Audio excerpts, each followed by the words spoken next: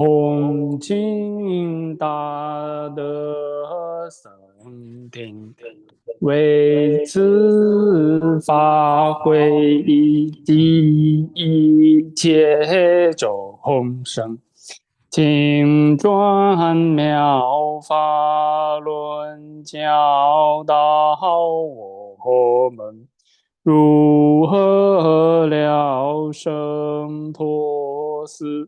离苦得乐，速证无生。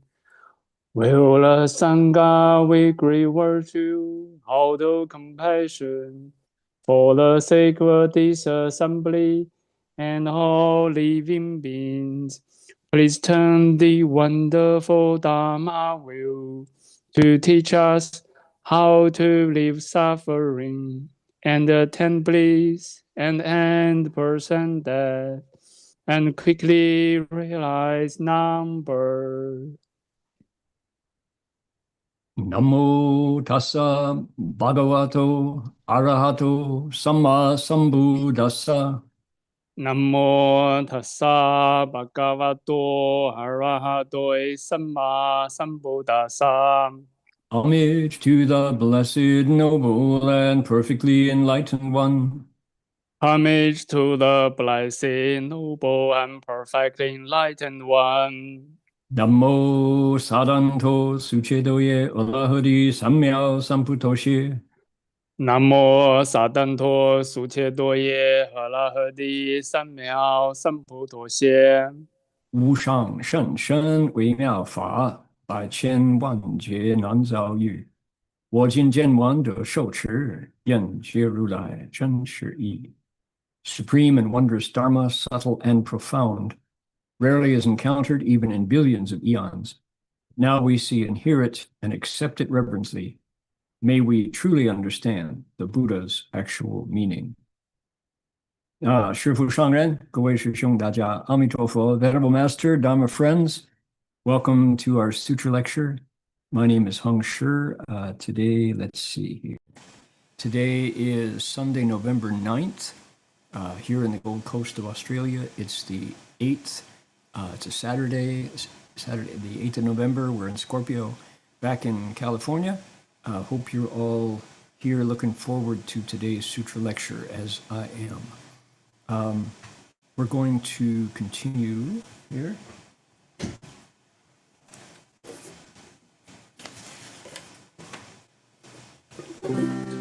We're going to invite the spiritual presence, invite the Buddhas and Bodhisattvas of the Avatamsaka assembly.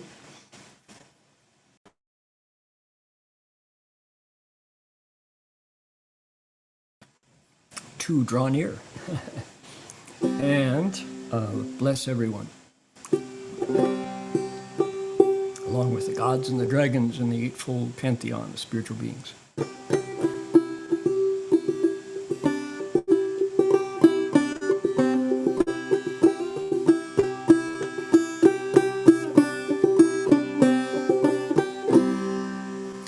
Namo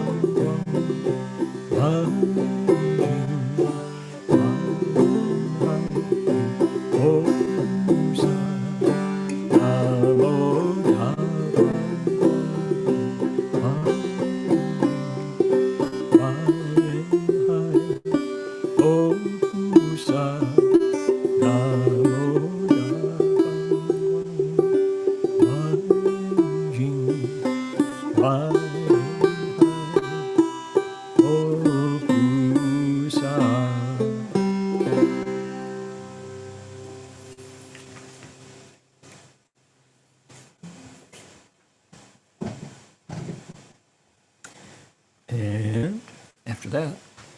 we want to acknowledge country.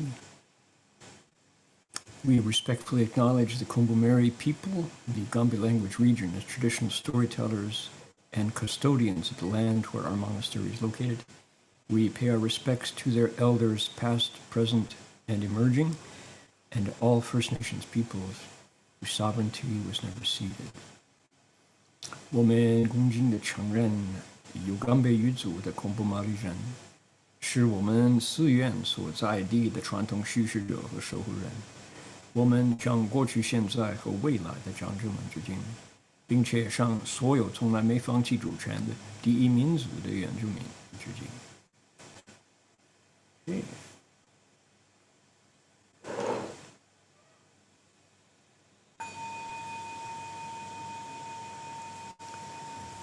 The bell sound wide resounds throughout 100 million worlds. The Buddha's law is heard and spread all throughout the triple world. The wondrous sounds that everywhere fill the Dharma realm with peace. May those who hear it find the strength to follow in faith the Buddha's path. 众上传3000界内，佛法扬万亿国中，共训其法界和平，利益报贪恼厚德。Alrighty, here we go. And that's it for our preliminaries. We want to say hello because we began today an hour later here in the Gold Coast and an hour later in Asia. Chances are there are people who came and didn't find the lecture and didn't get the news and kind of quit. And we'll say, hope not. Once we get acclimatized to our daylight savings, this particular lecture was queued on 7:30 p.m. in California as kind of the anchor, and so we go an hour later and then back to an hour earlier here in Australia and Asia. Okay, we have our co-hosts today are Jason in California, and Cliff is our translator, and we are grateful for their efforts in making this lecture happen.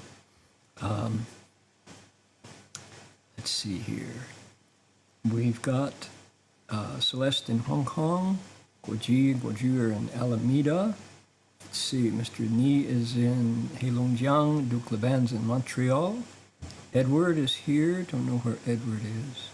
Elaine's in Ukiah, Hani is here. Hung Chan is, Dharma Master, is in Burlingame. Okay, excellent. Let's see here. We've got friends in Foshan-shi, excellent, in Guangdong. Okay, Mai is here. Some Ningfang in Taipei. Okay, some friends, Richard is here. Sang Fu is here in Elk Grove. Tina in Oklahoma. Then we've got translators in the Bay Area. We're grateful for their help in translating into Vietnamese, indeed. Willie is here from Virginia. Then we switch over, and it's clear that the real energy for this lecture these days is happening in China. So we've got friends 在台北，在北京，在黑龙江，在北京，在安徽，在山东，北哪里？哦，就说OK， 叶志云在台北，辽宁、唐山、河北唐山、深圳、辽宁、吉林、悉尼澳大利亚、西安山西 ，OK， 北京、浙江、香港，欢迎还有哪里？河北，好哦，就说6岁的小朋友降价，欢迎。中山根吉林、安徽、淮南市对的深圳、北京、深圳河北唐山、深圳很多深圳的朋友，中国河南 OK， 北京、江苏南京，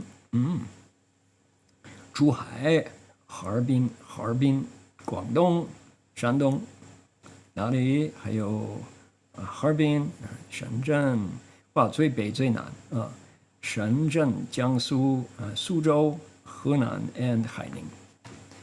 Okay, 非常欢迎各位. Welcome, everybody. Glad you're here. Thank you. Also, anybody who would like to post a question, I will try my best to get to all the questions and answer them. So, I know some people feel like, oh, he never answers our questions. Well, it's kind of the time is mine to control, and I'm guilty if I don't get to the question. It's just because I didn't get there. But we respect your questions. We appreciate them, and I'll try my best. I think the questions are really important. They're meaningful, and it helps me know how your cultivation is going. So I can target my lecture topics more to my comments on the Avatamsaka more to your needs, to your positions, your states. Here we go. So what's going on?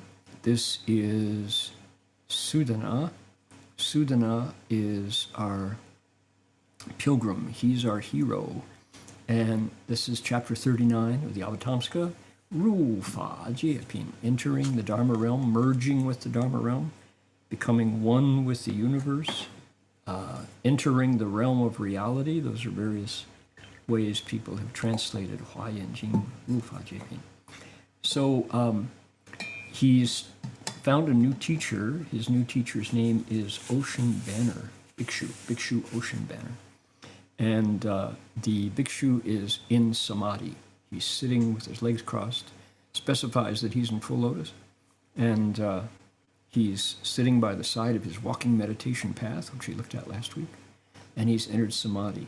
His breathing has stopped, his heartbeat has stopped, his thinking, the normal sixth consciousness, discursive thinking, stopped. And his body was calm and unmoving. That's what we found out last week. Now, once this particular bhikshu's, his gateway to liberation, his jetoman, the way he got enlightened, has to do with the state of samadhi. And when he enters samadhi, things happen in his body. I guess we made it clear multiple times that samadhi is a very physical state. It's a spiritual state as well, but you do it. Samadhi is not philosophical. There are maybe in the world how many millions and millions of people who are meditating, who are experimenting with mindfulness, all the different kinds of meditation. How many of those folks are able to experience samadhi, zheng, ding, zheng, shou, right reception, right sensitivity, right connection, and then right stillness? How many? Not that many. And yet, here are the instructions right here in the Avatamsaka Sutra, also in the Shurangama Sutra. So this is not private. It's not secret information. The way to realize samadhi, the way the Buddha described it, it's right here on these pages.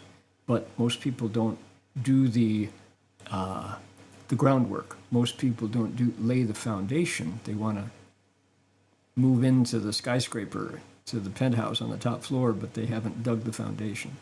So this is, nonetheless, this is the full story. What happens when you can actually ru ding, when you can ru san mei? So what happens to Bhikshu Haichuang is his body releases clouds of beings. There are 14 different states that emerge from 14 different places of his body. And the states are amazing, right? So who comes out first? The position on the body correlates to the audiences that emerge, to the multitudes that emerge. So the first one that we get are 长者居士波罗满众. We get elders, lay people, and groups of Brahmins, multitudes of Brahmins. These are respected, venerated citizens, typically of India, because the sutra is aimed at, is set in Indian context, but it's not, certainly not limited to India. So elders, lay people, and Brahmins are your dad, are the mayor, the councilmen, the priests, the in churches they're called deacons, people of accomplishment, people of stature, people with education who have practice. The elder means they're in the Buddhist context, they have been cultivating long. So that's who they are. Hundreds of thousands of millions of multitudes. Hundreds of thousands of millions of multitudes. It's 无数百千亿. No way to count 100,000, 10 millions come forward. A lot of them. And so we get with each of the new places that Sudana is watching as his teacher is meditating, the quality of the beings in terms of social status and spirituality changes, as does the place in the body where the group emerges from. Okay, so soles of his feet, 脚底, 从七祖下, from his, here we go, from the bottom of his feet came the elders, lay people, and Brahmins. We covered that. They come out, and what do? They make offerings. So the things that these beings do, each different group is different as well. So the place in the body, the social status, and the activities of the beings all progressively increase. Okay? This first group, with their offerings, rescued poor people and brought them in together. So incredible social service, sense of selflessness, and willingness to benefit others. So anybody who says, oh, those Buddhists, they're just self-absorbed, malcontents, antisocial sociopaths who just reject the world, they haven't read the sutra. That's not what this says right here in front of you.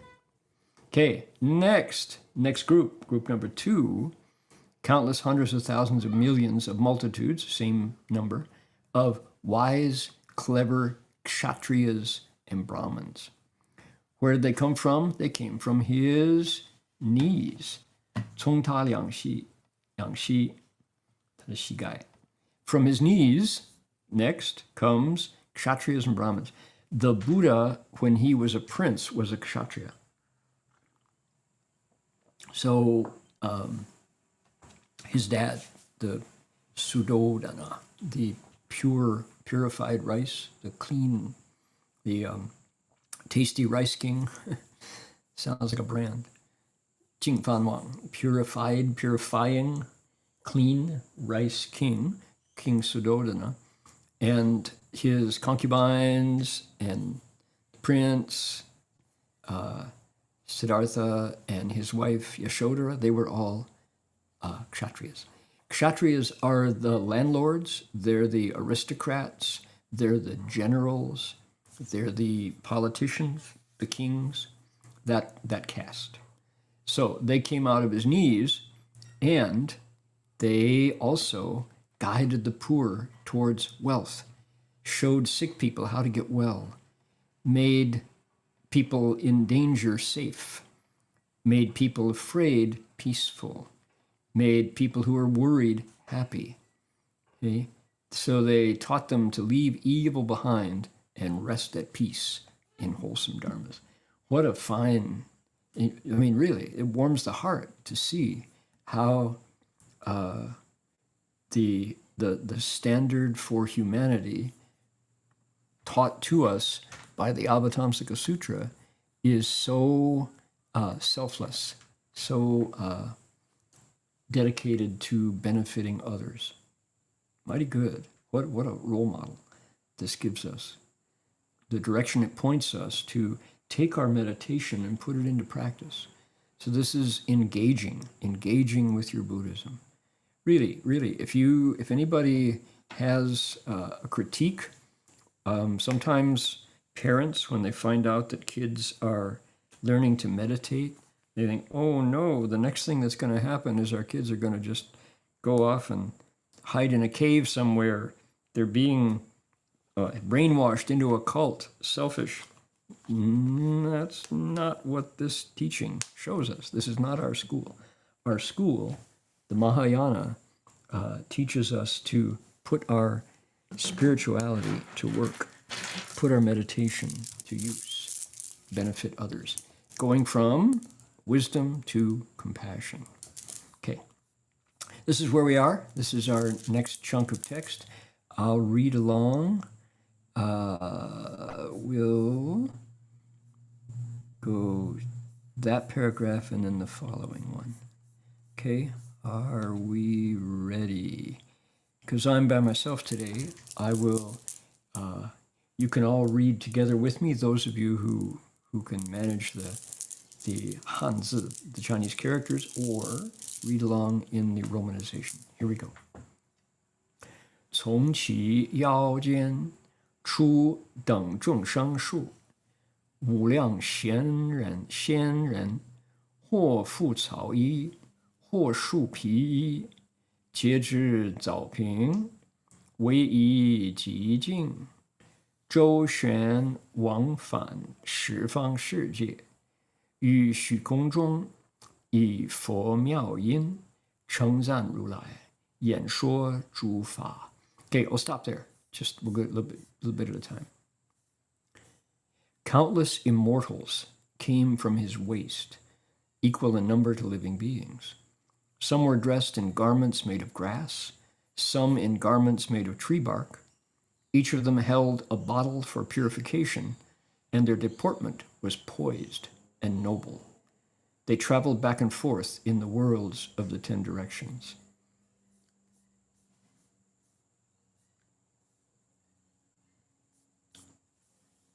They used the Buddha's wondrous voice to praise the thus come ones as they appeared there in the air, and they explained the Dharma. Okay.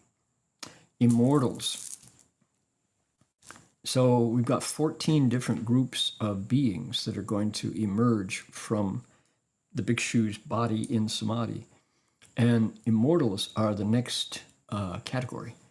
There are many, equal in number to living beings, countless numbers of them. And then it gives us a description. And this is, okay, we are Brahmins, Kshatriyas, elders, lay people. We can visualize, those are people you can identify in your community. Once we get to immortals, and then progress on to devas and members of the eightfold spiritual pantheon, we have to depend on the sutra's description, because unless you read fiction like the writings of Jin Yong, the author, the Hong Kong author, and he describes immortals and he describes beings from the heavens and all.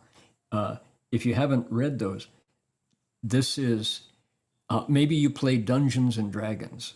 There's a whole generation of people younger than me who got into role-playing games, Dungeons and Dragons. And so some of these categories are going to be familiar. They will have imagined them, illustrated them, probably haven't seen them face to face, but we take it from the sutras and from the teachings of our teacher that these beings are absolutely real.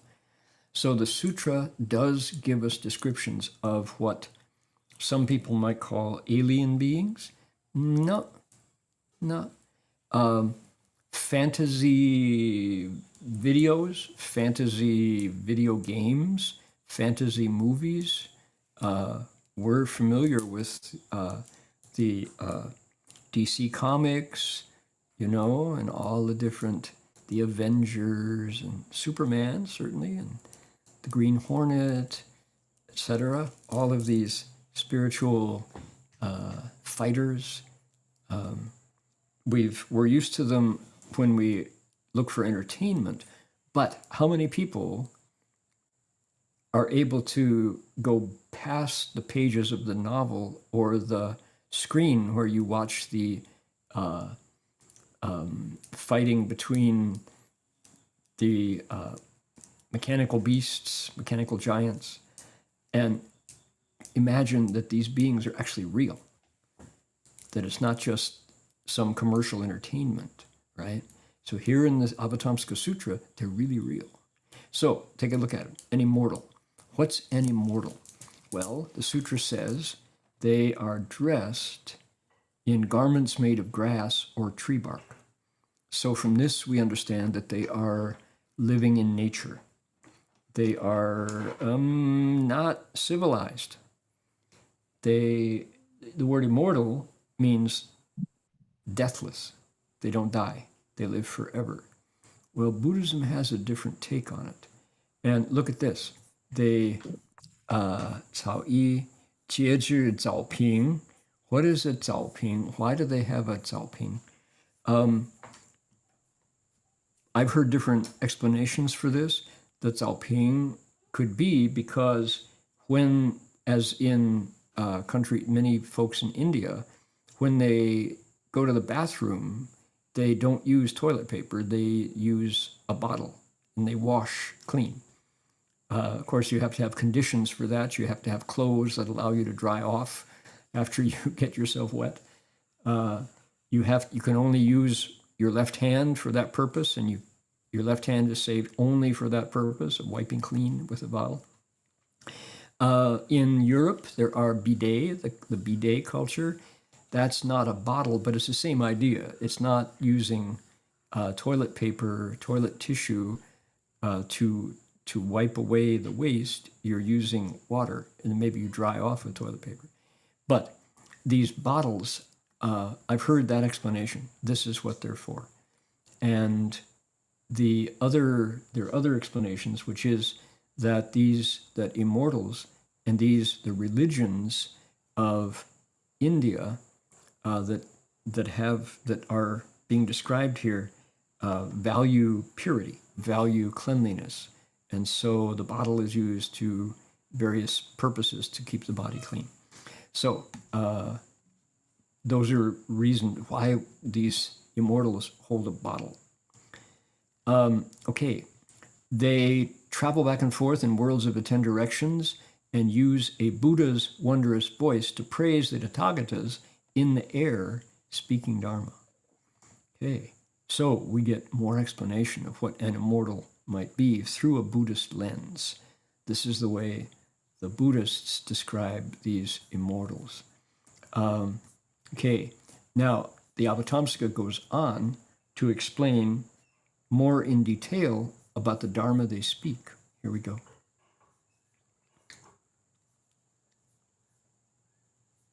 Let's start here again. 周旋往返十方世界，于虚空中以佛妙音称赞如来，演说诸法，或说清净梵行之道，令其须修习，调伏诸干；或说诸法皆无自性，使其观察法生智慧；或说世间言论规则。或复开始一切智智，出要方便，令随次第各修其业。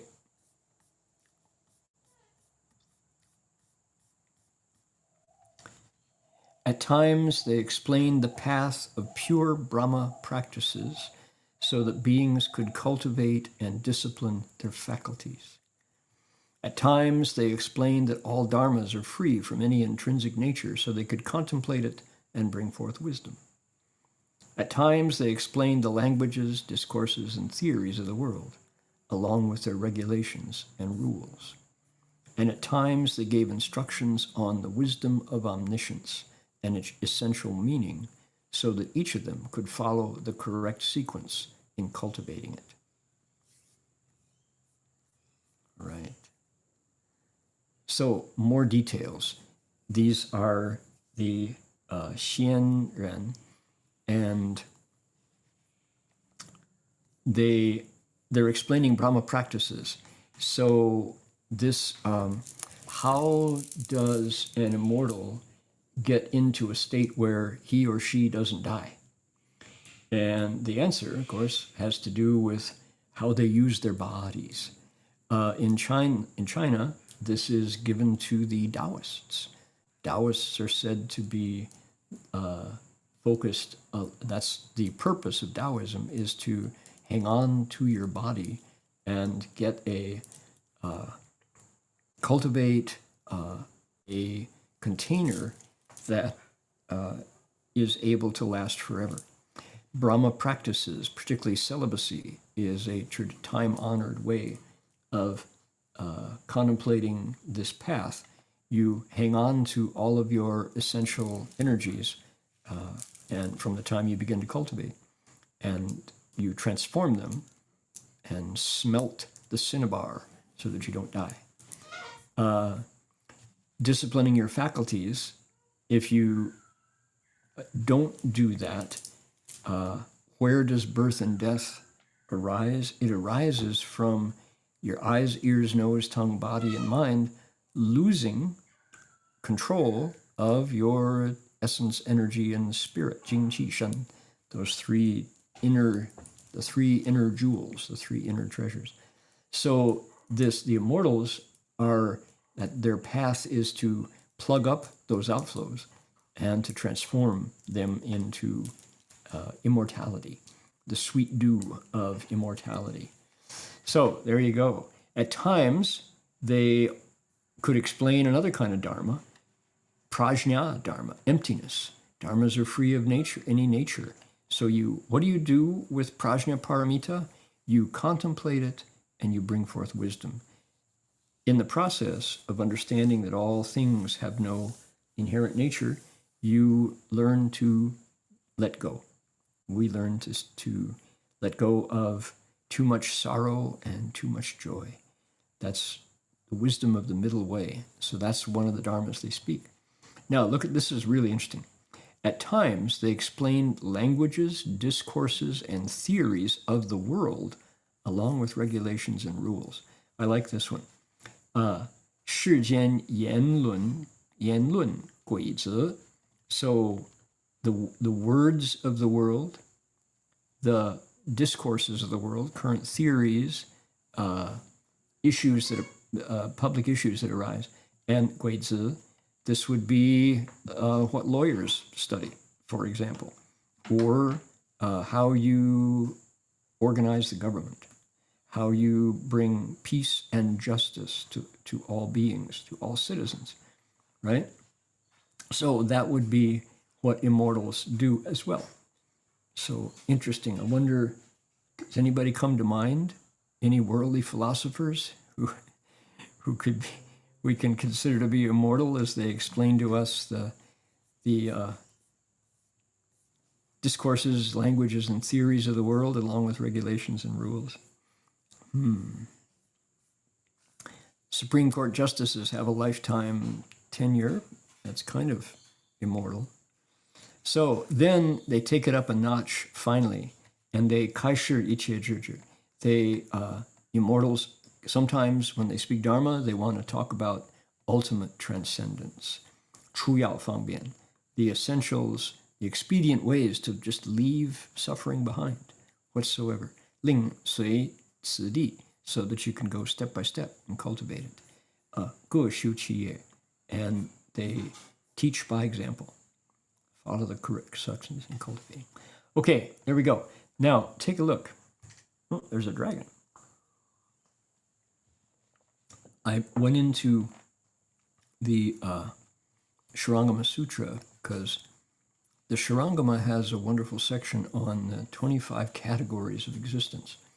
And it explains all of these different levels of being.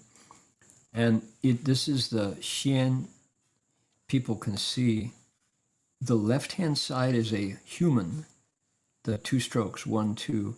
The character on the right that looks like a fork, that's a mountain. That's a picture of a mountain. And so it's a mountain man. Xian, an immortal mountain man.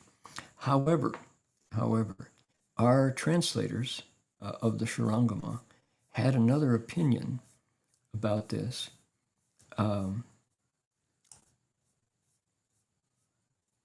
Here is Shurangama text. Let me take you down to the footnote. There are 10 of these. Okay. The translation, they're working on a translation, not immortal, but ascetic master. Because as the Avatamsaka explains, as the Shurangama explains, they die too. They're not immortal. The immortals are not immortal. Ascetic masters is the term that they came up with in English. It says in this section on ascetic masters from the Shurangama's 25 kinds of existence, the Chinese is so extremely terse that the meanings are hardly intelligible without the aid of commentaries, which is Shifu's commentary in particular. Yet difficulties exist even within the commentaries, since Chinese commentators, for example, the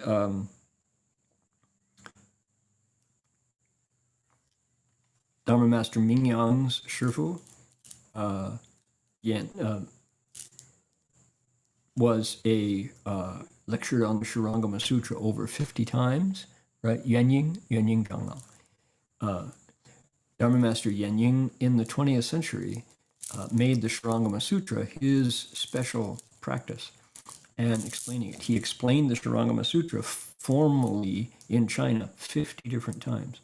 And Master Mingyang, his disciple, whom we had a chance to draw near, listened to his teacher explain the Shurangama Sutra over and over and over. Master Mingyang had as his personal practice every single day, he recited the Shurangama mantra 5 times. Never missed. Never a single day. Not one day when he did not recite the Lengyan Zhou 5 times. So these are the commentators that we contemporary know.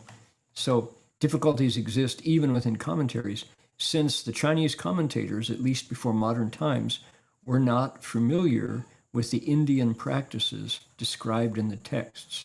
The tendency was to interpret these practices in terms of Taoist practices, which the Chinese, of course, were very familiar with. So Taoist influence seems to be present in the Chinese text. This is a controversial topic. The Chinese Xian, translated as ascetic master, more often, usually rendered in English as immortal, refers to the recluses and the alchemists of the Taoist tradition.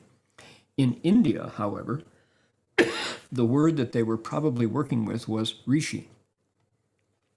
These are pre-Buddhist ascetics.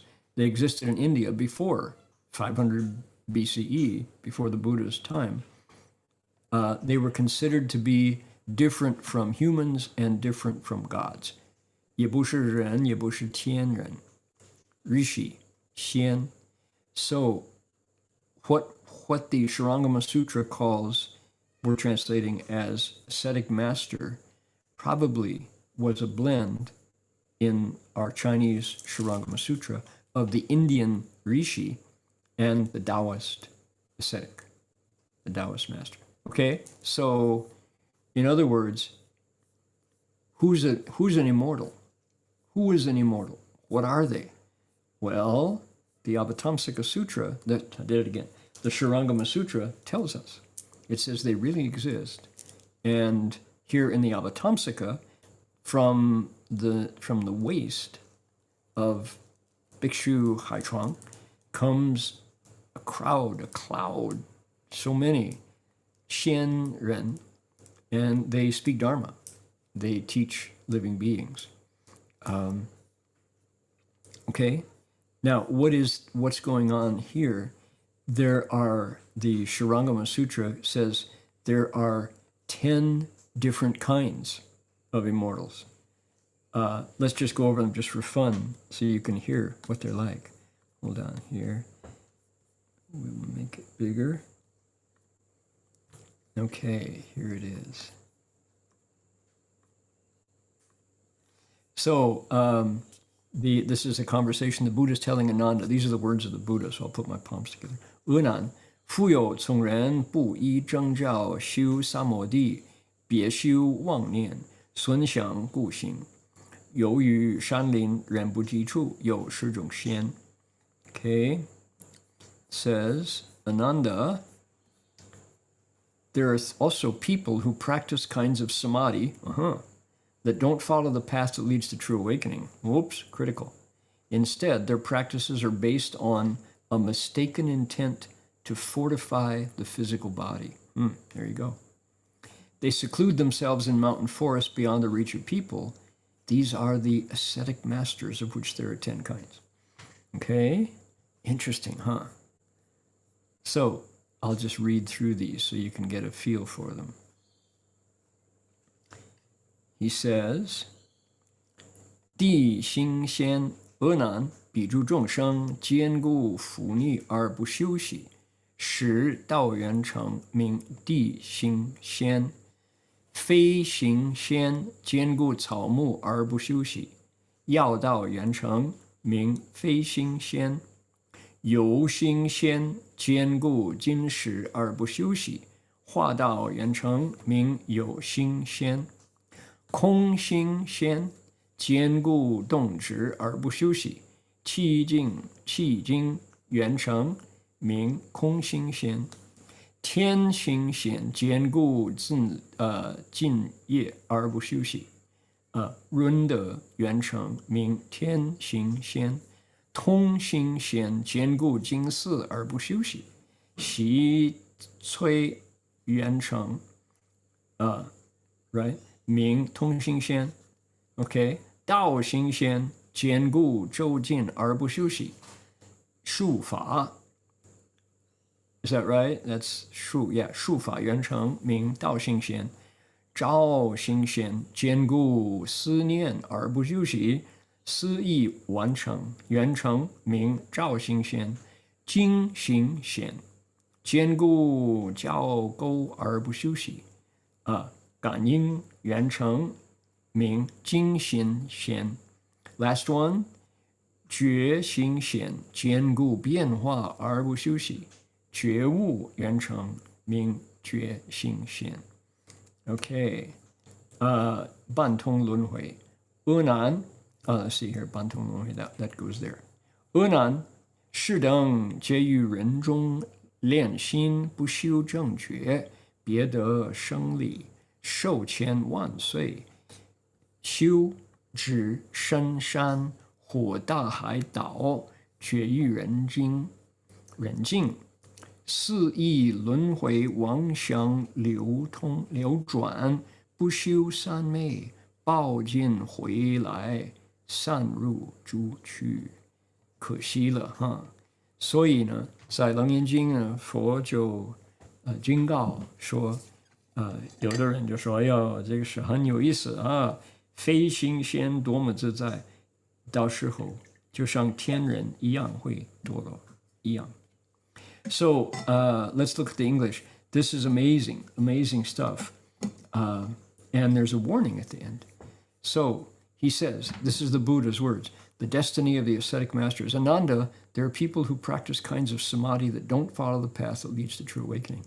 Instead, their practices are based on a mistaken intent to fortify this present physical body. They seclude themselves in mountain forests beyond the reach of people. These are the ascetic masters, immortals, of which there are 10 kinds. Now we have a list of 10.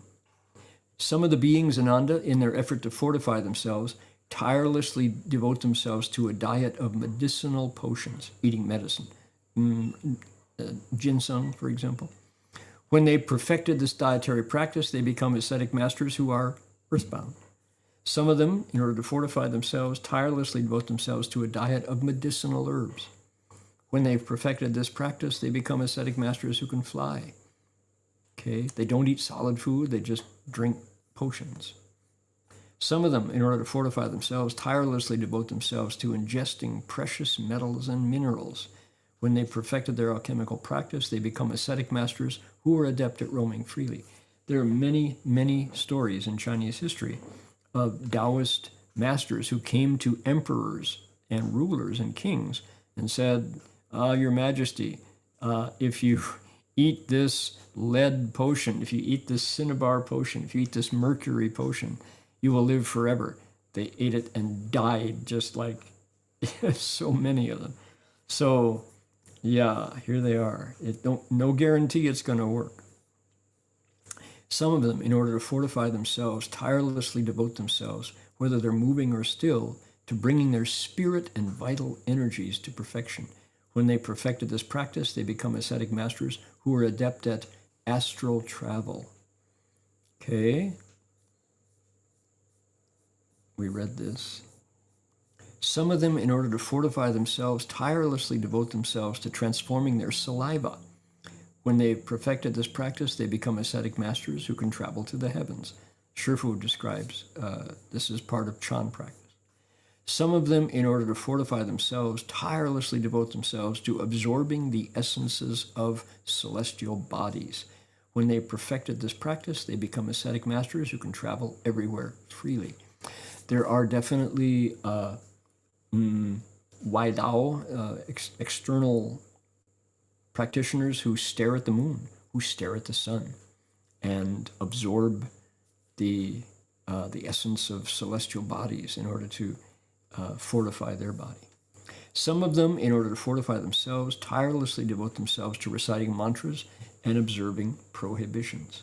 When they perfected their skill in these practices, they become ascetic masters who adhere to a specific path. Okay. Ananda was taken in by Matangi, the daughter of Matangi, who recited mantras this way. Xian Fan Tian Zhou, the ancient Brahma heaven mantra. Some of them, in order to fortify themselves, tirelessly devote themselves to mental control of vital energies. When they perfected this practice, they bring it to mind at will, they become ascetic masters who practice by means of contemplative illumination. It sounds pretty good, right? Controlling your vital energies, mental control. It's mind over matter, but it's not ultimate. Then there's a footnote in the Shurangama. The first 6 groups of ascetic masters get skill in modes of travel, the last 4 in various practices. Some of them, in order to fortify themselves, tirelessly devote themselves to an internal union of energies. When they perfected this practice, they become ascetic masters who are adept at a practice that is based on their inner essences. This is Taoist stuff. Some of them, in order to fortify themselves, tirelessly devote themselves to following the principles of internal change. When they perfected their understanding of this practice, they become ascetic masters who are without peer. Okay, then the warning. Here's the Buddha's warning. Ananda, all these are people who, in training their minds, don't follow a path that leads to correct awakening. Instead, they want to know the secrets of living a long life, and they may live for thousands of years. They retire deep into the mountains or into an island in the ocean, cutting themselves off from human contact. However, because of their deluded thinking, they too are bound to the cycle of death and rebirth.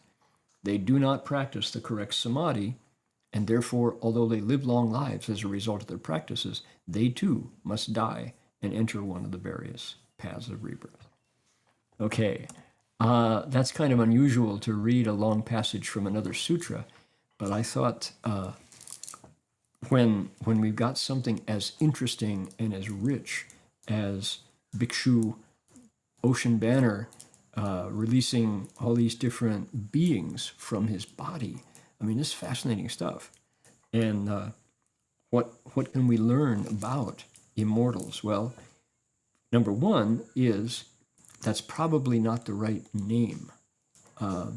And immortal in the West just means don't die. Your immortal soul, they talk about. To attain immortality, it's a dream, but especially of wealthy people who are bored with material acquisition, if you can make your body never die, does that attract you? Is that attractive? However, the word is not accurate if we're trying to say what is a xian ren here in the sutra. So our based on Shifu's teaching and our translators, they think that probably the Chinese character xian is a blend of perhaps Taoist beings, xianren, and the Sanskrit category of beings called rishi, who existed before the Buddha. And in fact, here's the thing, it is true that if you devote yourself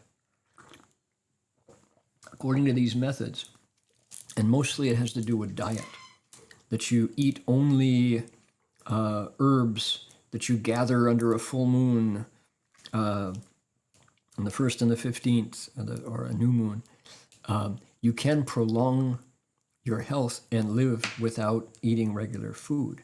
In fact, Master Empty Cloud, Xu Lao, before he left home to cultivate, was living the lifestyle of an immortal, an ascetic master in the woods. He describes himself then as he didn't eat, he ate grass and tree bark and leaves and things. And he said he could run through the woods as if he were flying. And he didn't cut his hair, didn't cut his beard, didn't wear clothes, and his eyes started to glow. His eyes were releasing light.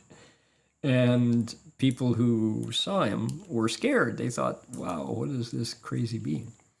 So, particularly in Dongbei, in the Changbaishan, in that region of where northeastern China meets Russia and Korea up there are many stories of caves in the mountains where these Shenren, Shu Xingren, cultivators will live, practicing all these very extreme ascetic diets and practices, and they get powers.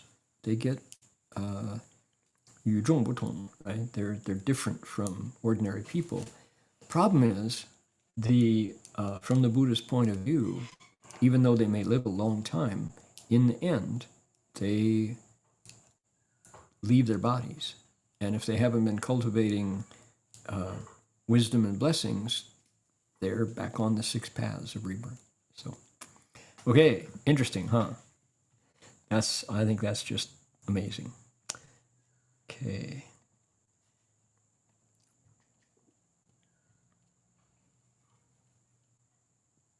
We'll do dragons. Here we go. 从其两胁出不思议龙，不思议龙女，实现不思议诸龙神变。所谓与不思议香云，不思议花云，不思议蛮云，不思议宝盖云，不思议宝幡云，不思议妙宝庄严具云，不思议达摩尼宝云。不思议宝璎珞云，不思议宝座云，不思议宝宫殿云，不思议宝莲花云，不思议宝冠云，不思议天身云，不思议才女云，悉遍虚空而为庄严，充满一切十方世界诸佛道场而为供养。令诸众生皆生欢喜。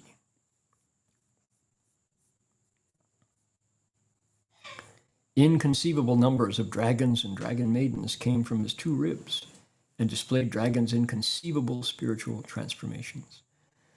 That is to say, they rained down inconceivable clouds of incense, inconceivable clouds of flowers, inconceivable clouds of garlands, inconceivable clouds of jeweled canopies, inconceivable clouds of jeweled streamers, inconceivable clouds of wonderful jeweled decorations, inconceivable clouds of large mani gems, inconceivable clouds of jeweled necklaces, inconceivable clouds of jeweled thrones, inconceivable clouds of jeweled palaces, inconceivable clouds of jeweled lotus flowers, inconceivable clouds of jeweled crowns, inconceivable clouds of God's bodies, and inconceivable clouds of heavenly maidens, all of which pervaded empty space and adorned it.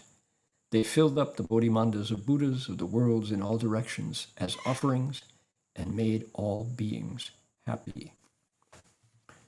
Okay, our next group, oh my goodness, dragons, Long Wang. To get into the topic, if I, at some point in my lecturing career as a lecturer, I may just make dragons a topic at some point, because in my 50 years of studying with our teacher, Master Shenhua, the exposure to dragons, the number of stories, and the different contexts in which dragons feature are truly, truly amazing. With my own two eyes in my head, I have to say I have not seen dragons, but their presence is the way, when you're around a teacher like Master Shenhua, there is no denying that dragons are very much a part of his reality.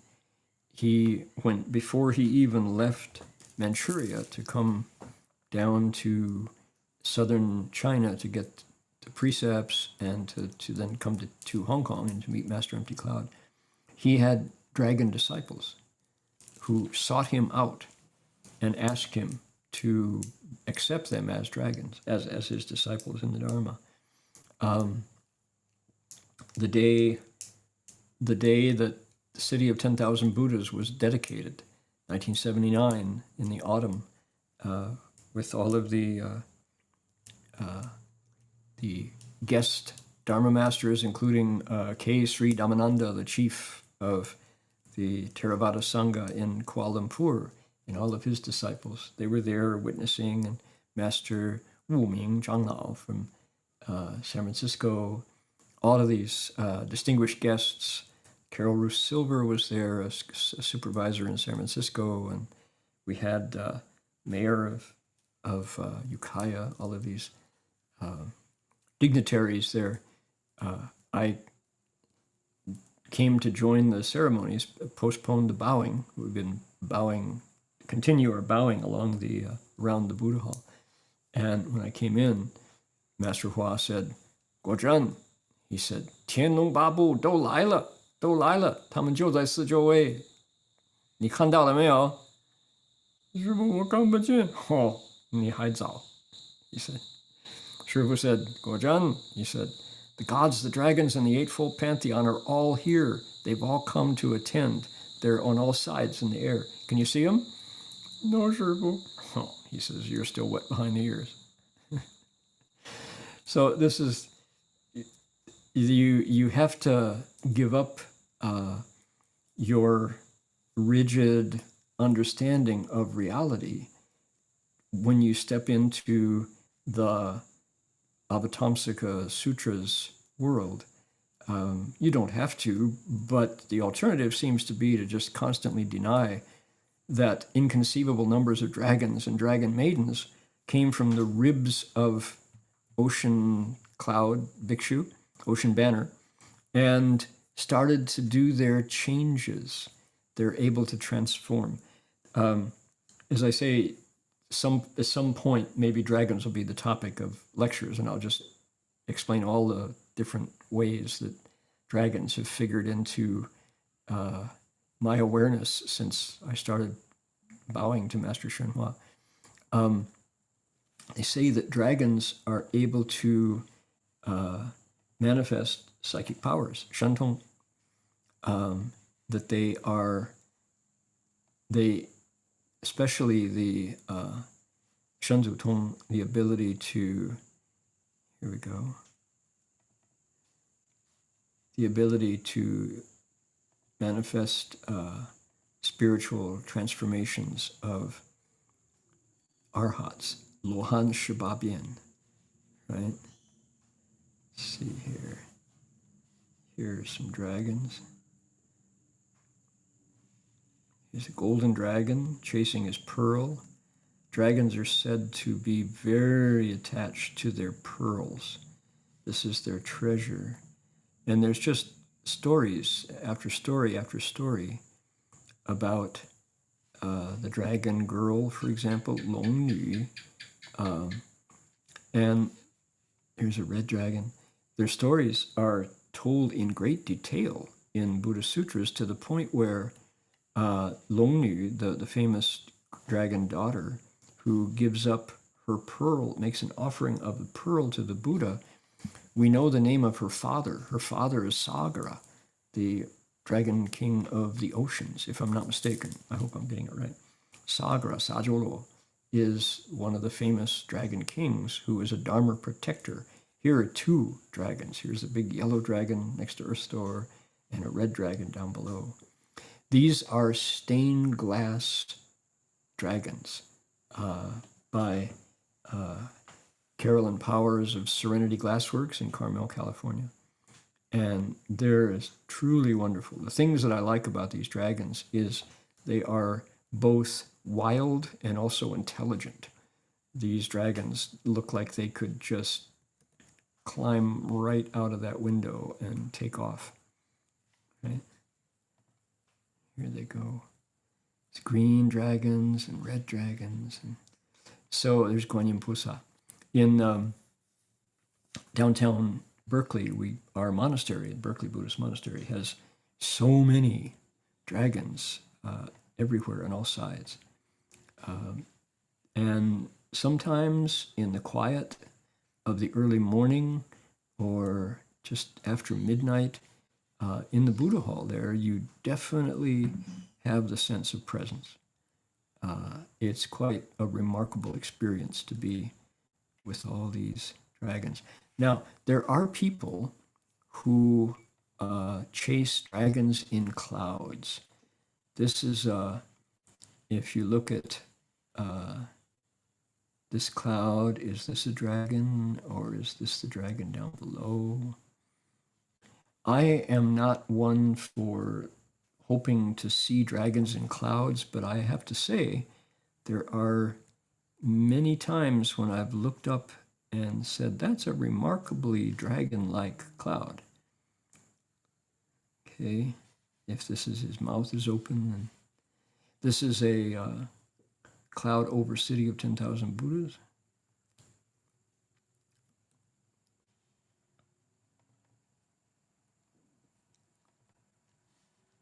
I don't know. I remain neutral. This is a dragon here, or here, or maybe this black one is the dragon. I'm not going to say yes or no that this is indeed a dragon, but I know there are many lay people who, these are Jonathan Chu's photos.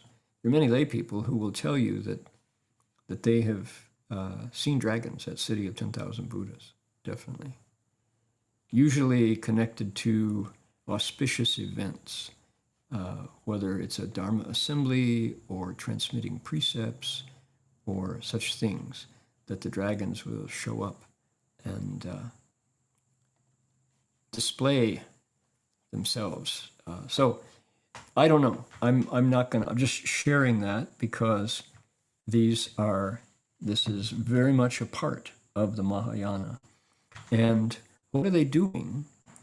They are raining down clouds inconceivable clouds, meaning way beyond language, his ability to describe it, and beyond what you can think about, just mind-blowing clouds of incense and flowers, flower garlands and canopies and streamers like flags, jeweled decorations, special gems often from the palace in the sea, necklaces and thrones and palaces, lotus flowers made of jewels, crowns, bodies of gods, very sublime appearances, and then heavenly maidens. The deva is celestial, should be celestial maidens, the equivalent of the gods, female gods.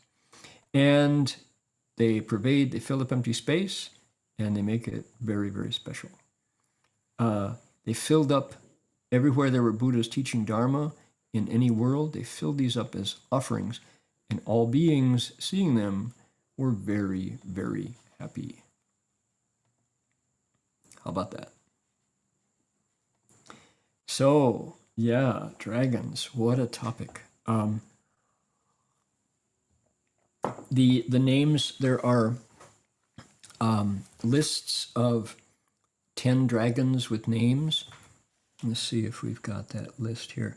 Takshaka is one of the dragons. And let's see here. These are the Ashura kings, Garuda kings. What are some of the names of... So the sutras are so specific, they tell you the names of the dragon kings because they keep appearing throughout Buddhist literature. Virupaksha, Bilubocha, Virupaksha is one of the dragon kings. Sagara is the king of the ocean, I believe, Sojelo. Wondrous banner of clouds and sounds, Yun Yin Miao Chuang, dragon king. Dragon king whose name is Yan Kou Hai Guang, mouth of flame lighting up the ocean. So dragons can, fire-breathing dragons, okay? So Yan Kou Hai Guang. This dragon doesn't use his fire to burn people. He uses it to make beautiful colors in the ocean with the light shining through the water. Yun Gao Yun Chang, Pu Gao Yun Chang, universal banners of lofty clouds. Takshaka, De Cha, he's one of the famous dragon kings, and he has wives, children, soldiers, right? Wubianbu, boundless stride. This dragon is tireless, traveling around the world. The dragon king, Qingjingsi, pure color. So dragons also come in different colors. Green and red and purple and blue. And the dragon king, Pu Yun Da Sheng, booming sound carrying everywhere. And the last one is Wu Re Nao, Long Wang. Dragon king free from burning afflictions, free from blues and troubles that just make you feel like you're on fire. That's what the dragons do. Ru Shidang, Er Wei Shangshou. Other dragons such as these were leaders of the group. Qi Shu Liang, boundless numbers. Mo Bu Dong Li. None of them failed to diligently form clouds and shower rain to douse sentient beings burning afflictions. In general, they say that the job of dragons as a species is to regulate rain. What makes our Earth so different from the other planets that we can see in our visible solar system is the presence of water. And the dragons are in charge of making it rain. And so if you are currently experiencing drought, you will say, well, what happened to the dragons? I guess they're not doing it. Did they quit? I'll go on strike. And the answer is no. They can be obstructed by bad karma from the other people responsible for the environment, humans. So, Tian Di Ren, right? Humans, animals, humans, heaven and earth, the earth would be the animals, come together to form the balance that creates the environment. And if humans have created such evil karma that it's out of balance, the dragons might want to make it rain, but they can't. they're blocked. So we talk about, oh, there's a high pressure system located over the Pacific Northwest, and so as a result, the California forest fires, et cetera, et cetera. So is that high pressure system just a manifestation of our bad karma? Who's to say? So, Dragon Kings. Okay, we'll just stop there for today with the sutra. Show you what's coming next. What do we have next? We have Ashuras, Ashura kings, Ashulo. We'll be talking about them next. Awakened beings with the strength of illusion. Oh, that's an interesting group. Shravakas, Pracheka Buddhas, sages. Different descriptions. Thousands of millions of yakshas and rakshasas, ghost kings, come forward from another part of his body. Okay, what do they do? Kinara kings, musical spirits coming out of their stomach. They sing, they chant, they praise. Wow. Any musician needs to pay attention there. Wheel-turning sage kings, so devas, 4 heavenly kings, 4 kings of heaven. What do? The kind of behavior that they manifest. Millions of suns, like the sun in the sky, and all of the power of light that's manifested there. Lord Chakras, so devas, kings. Chakra Devanam Indra comes forward, and what does he do? Descriptions of the Deva. Brahma gods from the form heavens, the levels of samadhi come forward. Bodhisattvas come from his head, and they perform what bodhisattvas do. So there we go. And then finally, from the crown of the head, countless hundreds of thousands of millions of bodies of Buddhas, Tathagatas. So you see, like I said, as we go progressively up the body of Bhikshu Haichong, Ocean Banner, the quality, the status, you could say, or the spiritual identities of the beings that emerge from his body also go up in status. So Buddhas are the supreme, and they come from the crown of the head. So you get this sense. All right. How amazing is the Avatamsaka Sutra? Oh my goodness. All right. That's coming up. Let's see here. Here we go. When these rishis, ascetic masters, enter samadhi, they open some wisdom. With this wisdom, don't they see they're still in reincarnation cycle? To answer your question accurately, I would have to be a rishi or beyond them. I would have to be into their thoughts. You're asking me to assay the thoughts of these beings. And yeah, I'm fascinated too. I think it's really fascinating. I have to say, I don't know. 这些修苦行的师父在入定的时候会开启某种智慧，是不是？有了这种智慧，他们难道不会看到自己仍然在轮回之中吗？ So, this is a theoretical question, and my mind goes the same place as yours. I also ask myself these questions. Seems kind of like a contradiction. If they are really cultivating samadhi, then wisdom should be the result, right? Precepts, samadhi, and wisdom. Yeah, should be. And I'm sure they do. I'm sure they have a certain amount of wisdom. However, the power of clinging to life is maybe one of the strongest impulses, probably food, sex, and fear of death. So what motivates somebody to want to stay alive, even if they know that they're going to die at some point? Perhaps they haven't heard the Dharma that they are going to die. So why don't you, in your judging by your question, you should be able to go to every Taoist who's ever cultivated smelting the cinnabar, lian dan, and say to them, don't you know that you're going to die at some point? Don't do this, be a Buddhist instead. What are they going to say? Are you going to have success? Yeah, maybe not. Maybe not. People, I'm sure that the Xianren are equally individuals. They have their own attachments, their own stubbornness, their own theories, and they're going to look at me and say, you don't know anything. I'm not going to listen to you. Right? So yeah, I ask myself the same question. Okay, respectfully bowed, Reverend Hosher. Since October 21st, I've been experiencing deep inner suffering.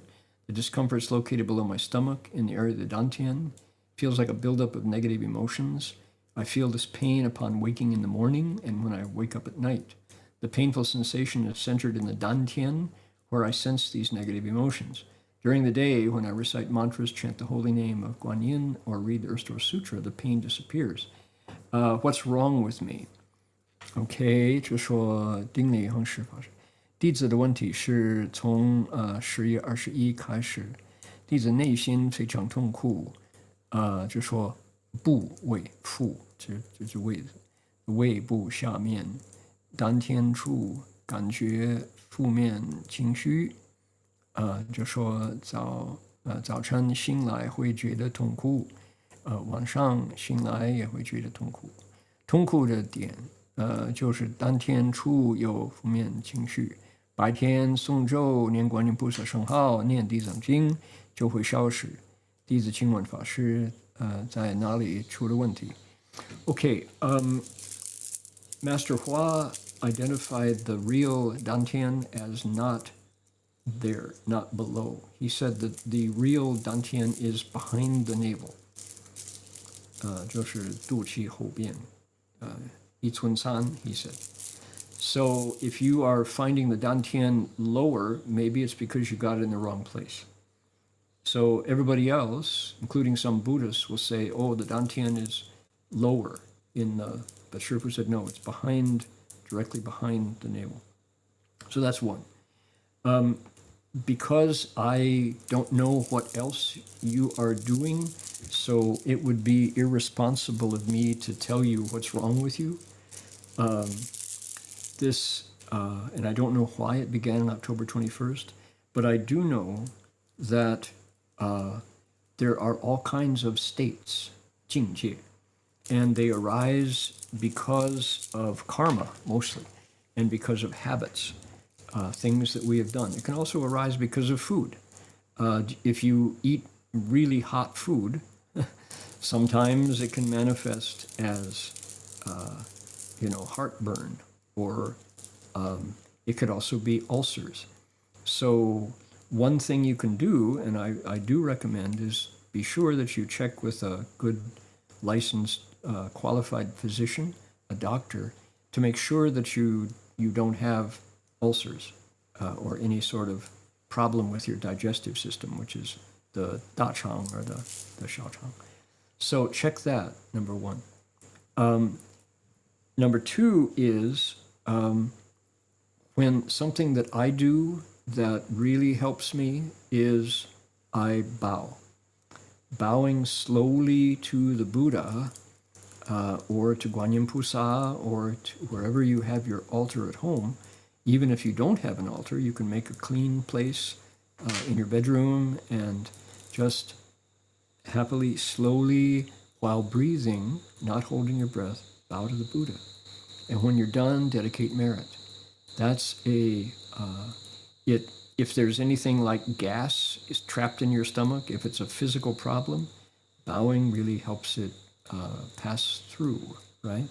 Also, if it's a karmic issue somehow, when you bow, you can repent. You can say, for all of the harm that I have done to living beings in lifetime after lifetime, I repent of it entirely. You can say, 往昔所造诸恶业，皆由无始贪嗔痴，从生于已知所生，一切我今皆忏悔. You can recite that verse as you bow.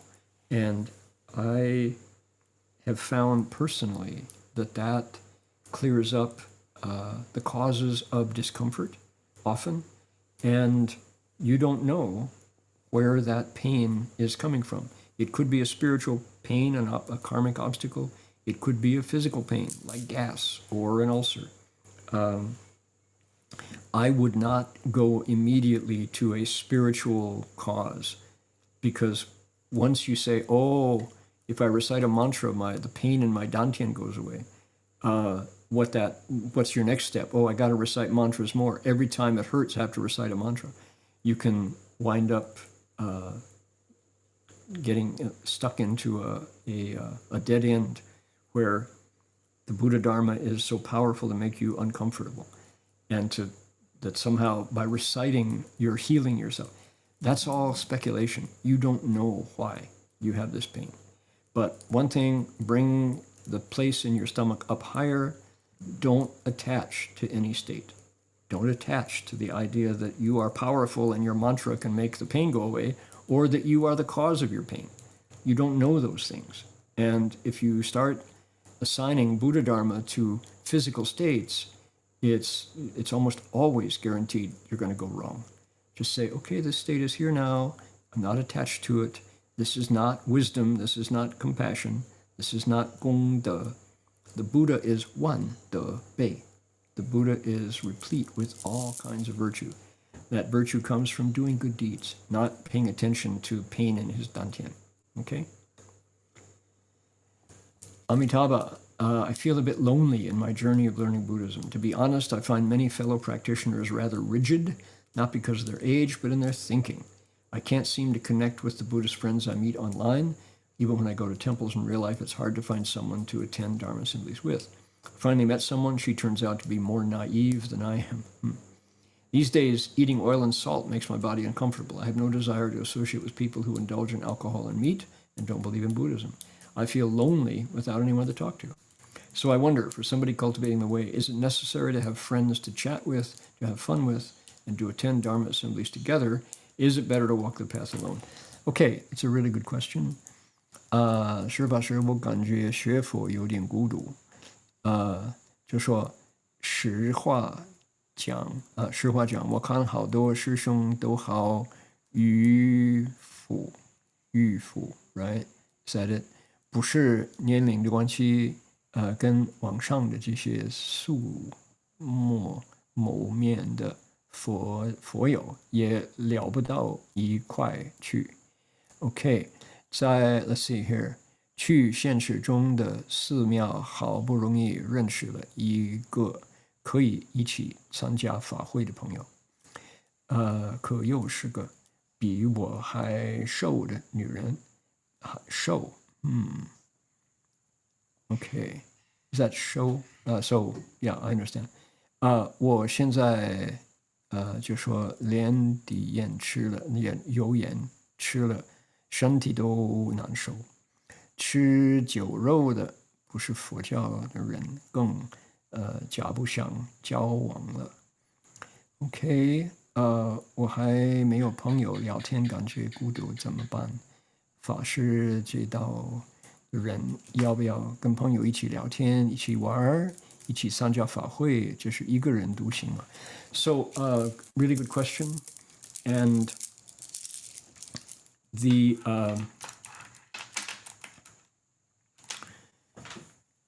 I find a lot of Buddhists, I am very uncomfortable with them because they let there's a phrase, they stink of religion, right? There are people who come to religion for the wrong reasons, because they're looking to be powerful, or they're looking to be pure, and they don't have any identity, and they want to be ascetic, kuching, and whatever. People who read the labels on food containers, hoping to find that there are eggs in the bread, and so you can't eat it. 哈哈，这个也不能吃啊！你看，嘿，我不能吃那个，不要吃了，哈，有单呢。People who are like delighted when they find something to ruin your lunch. There's a lot of people like that, not just Buddhists. This is not a Buddhist problem. This is the stink of religion problem. And people, the Buddha Dharma is a very big umbrella, and it covers over people of all kinds, right? So there are people with lots of mental problems who are drawn to Buddhism, as well as very wonderful people as well. So is Buddhism ultimately a solo experience? You can't have friends? No, of course not. But you haven't met them yet. It could be that you are someone who can cultivate modern Buddha Dharma. Right now, in America, in Australia, we are rethinking our approach to Buddhism, because why? The culture of Fa Hui is not going to transmit, it's not going to translate into the West. This practice of Fa Hui is wonderful practice based on sutras, repentances, bowing to the Buddhas and all. This is very much a part of Chinese culture. And I haven't seen, the Vietnamese do it as well, but I haven't seen it in other cultures. And it's a wonderful practice. I've been doing it for 50 years.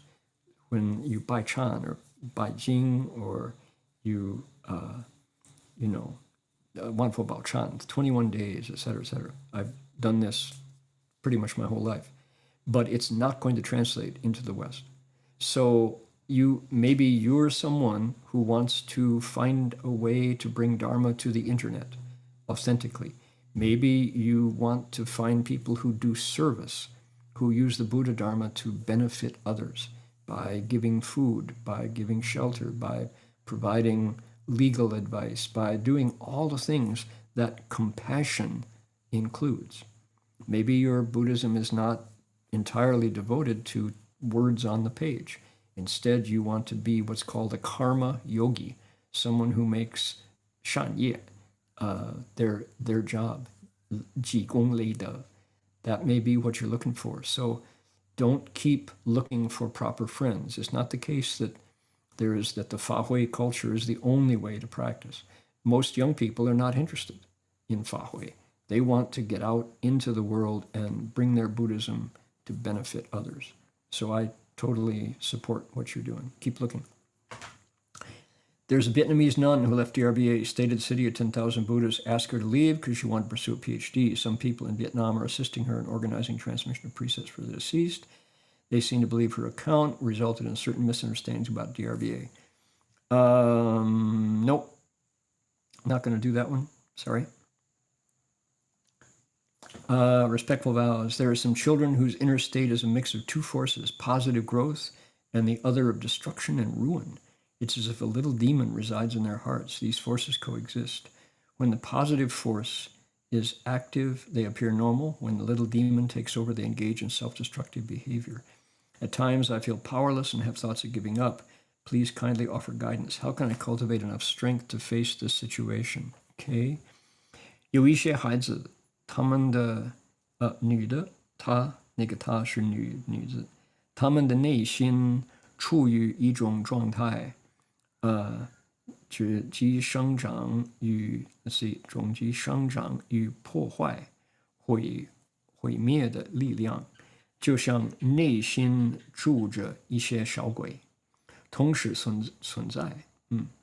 种子力量发挥作用，他们表现很正常，但是那个小鬼还发作用，这些孩子就做成毁灭自己行为。现在有时感到无能为力，就有放弃的想法。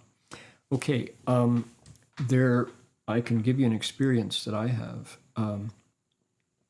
There was a family at City of 10,000 Buddhas, a young couple who had a young son who was just like the demon you're describing. Whenever this child entered a room, it seemed like his whole being was bent on destruction. He would just destroy rooms, just that he just stepped in. And the couple were, they were really good Buddhists, faithful, and they asked Master Hua what to do. And Shifu said, he said, you simply don't believe in Guanyin Bodhisattva, do you? He said, why don't you recite the Pumanpin.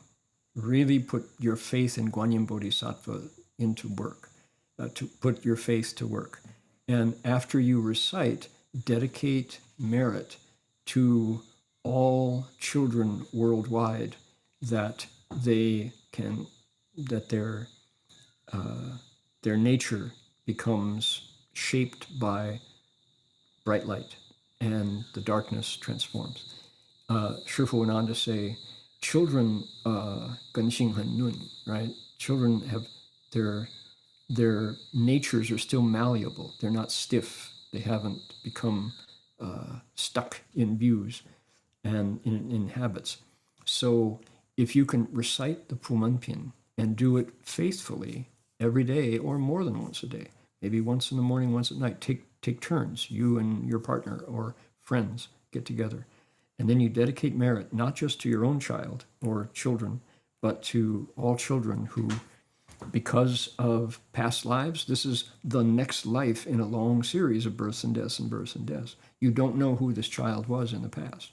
So maybe this kind of behavior is just a result of the way they were raised in past lives. You don't know that. So let Guanyin Bodhisattva's power infuse these children with goodness. So the couple did. They recited. They followed Shifu's instructions. And after 1 month, 30 days of reciting the Pumanpin every day, the child slowly started to come around. And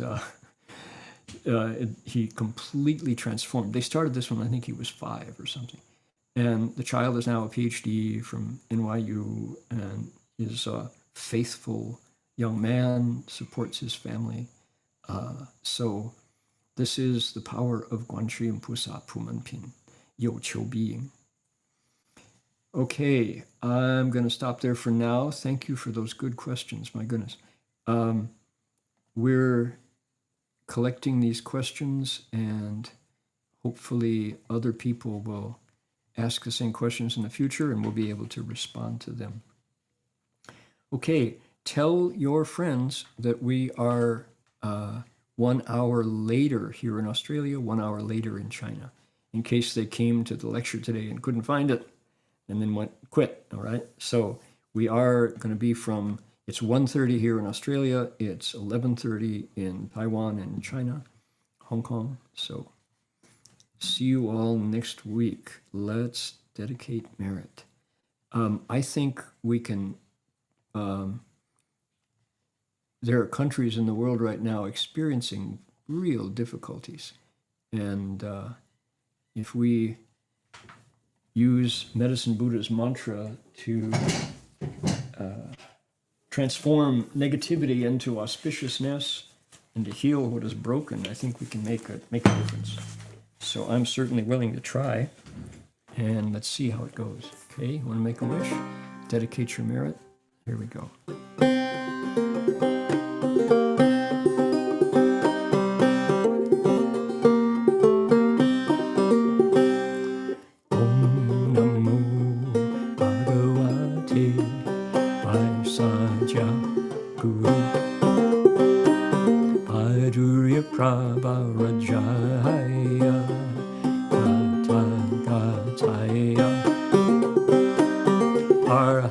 Samyak Sambuddhaya Tathata Om Saji Saji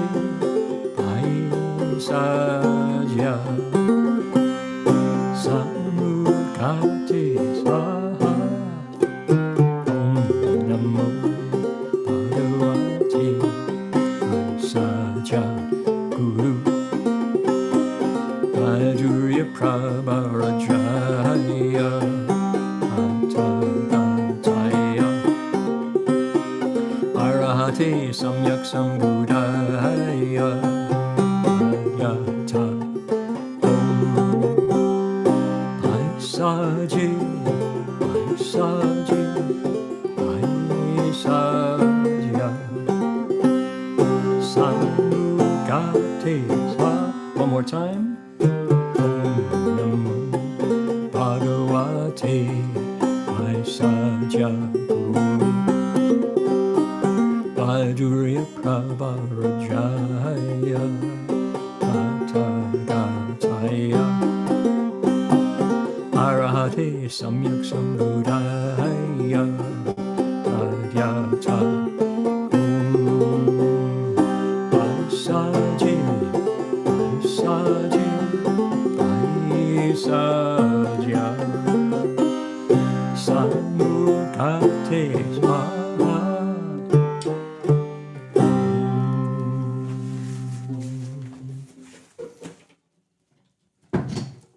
That's my Dharma wheel banjo made by Ashoka Banjos in Canada. Here we go. Let's bow to Guanyin Pusa. All right, get everything lined up here. Ready? Yi Wen Xun, Sai Wen Xun, Sa Wen Xun.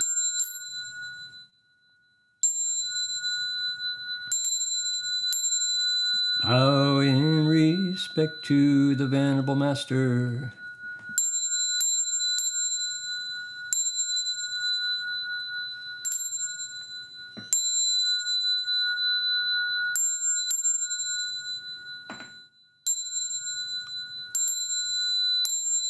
Well, that's going to do it for us for today. We talked about